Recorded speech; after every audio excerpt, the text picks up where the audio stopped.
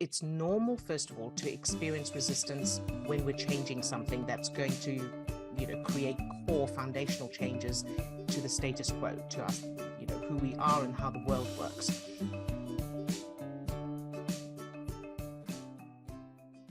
As Odille says, I wanted to ask how to stay motivated when practicing memories. I tend to start out strong, but then after a couple of days, I procrastinate. And even though I know doing this will manifest the life I desire, I become consumed with everyday stresses and use various devices to cope with it. So how do I focus on the memories? Thank you. So thank you for the question, Odille. It's a good one, and you're not alone. So a lot of people I know deal with this, and I did in the beginning as well. And it's normal, first of all, to experience resistance when we're changing something that's going to, create core foundational changes to the status quo, to us, who we are and how the world works, because the brain is trying to keep us safe by keeping us the same. So recognizing, first of all, that it is normal helps to bring the stress chemicals down so that you're not worrying about it. And if you compare it to getting physically fit, so if you think about getting physically fit, if you wanted to get fit enough to run a marathon, and so you started running a few times a week, there would come a point when you wouldn't want to go out and run, right? So there'll come a point where you're about to level up and you'll feel resistance to running. And there'll be days you want to skip it altogether. And even though you know that you want to get fit so that you can run the marathon, you would still experience that resistance. So resistance is part of the process of change. So how to overcome it? Ask yourself, first of all, what happens when I try? So when you think about practicing the memories, for example, where does your mind go? So what's happening inside you? What thoughts are coming up, or what feelings? So you mentioned that you become consumed with everyday stresses. So that's your brain focusing on perceived danger. So anything where we feel negative emotions, that's the stress chemicals that are connected to the survival state. So that's the unconscious part of your brain thinking that you're in danger. And that's also normal. So it's what the brain is designed to do, to focus on the danger. So it's like a dog that hasn't been trained. It gets distracted by a squirrel, and you as the dog owner can recognize that the dog is untrained, and you can calmly, consistently, and gently redirect him and bring him to heel. And you know that that's going to take some repetition. So here are the steps to take right now. First of all, make a list of the everyday stresses that are consuming you. So whatever those are, make a list of them on a piece of paper, and there's no need to put any details, just give each one a name and write it down. Then make a list of the new memories that you need to practice, and have no more than 5 at a time. In fact, you could even start with just 3, see what feels comfortable. And then tell yourself that you only have to practice 1. So start with going, I don't need to do all of them. I just need to do 1. That's all. So once you've done 1, then you may find you do the next one, but you don't have to. So just keep that helps to keep the resistance down. You only need to do 1.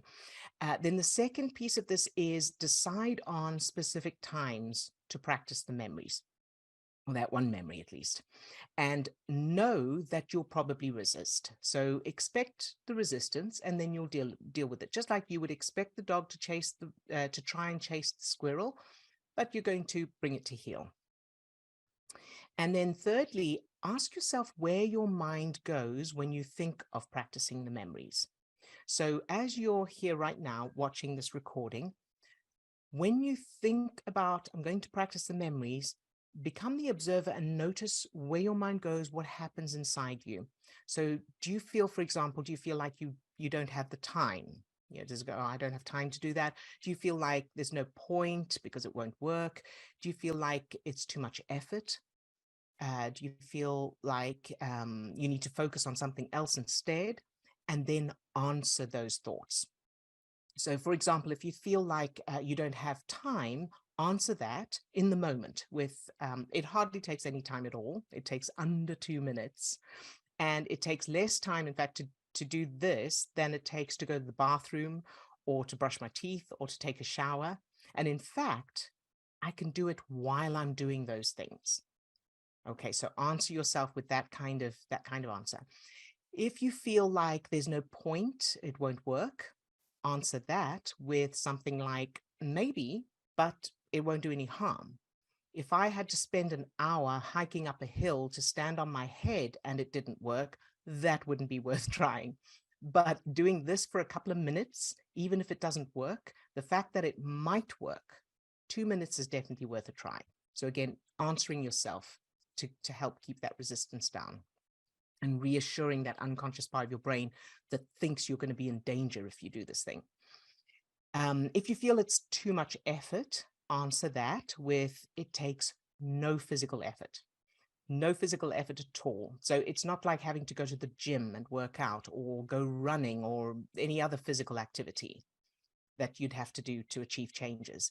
The feeling of it's an effort is just an illusion created by, and you can say this to yourself, the feeling of effort is just an illusion created by my brain to keep me safe by keeping me the same so that I don't change too much.